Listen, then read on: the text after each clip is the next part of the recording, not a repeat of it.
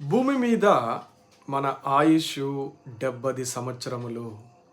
అధిక బలమున్న ఎడల అది 80 సంవత్సరాలు. ఇంకా అధిక బలముంటే 100 సంవత్సరాలు, 120 సంవత్సరాలు. మన పూర్వీకులైతే 200 సంవత్సరాలు. అనాది కాలములో దగ్గరగా 1000 సంవత్సరములు జీవించిన మనుషులు కూడా ఉన్నారు. ఆ తర్వాత ప్రతి మనిషి ఈ లోక యాత్రను ముగించి తన జీవితాన్ని ఇక్కడనే ముగించి వెళ్ళిపోవలసినదే.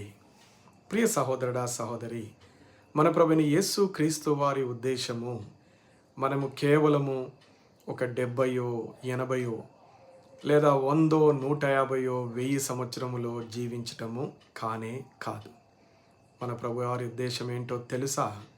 యుగ యుగములు మనము జీవించటము, యుగ యుగములు నిత్య జీవములోనికి ప్రవేశించి ప్రభువైన యేసు క్రీస్తు వారితో కలిసి ఆయన దేవుడిగా, మనము ఆయన ప్రజలముగా, ఆయన మన కొరకు ఏర్పాటు చేసిన ఆ మహా గొప్ప అత్యంత శ్రేష్టమైన స్థలములలో, మనోహరమైన స్థలములలో మనము పాలు పొంది ఆయన రాజ్యములో సుఖ సంతోషములతో, ఆనందముతో ప్రభువారి సన్నిధిలో జీవించటమే యేసు ప్రభువారు కోరుకొనుచున్నారు.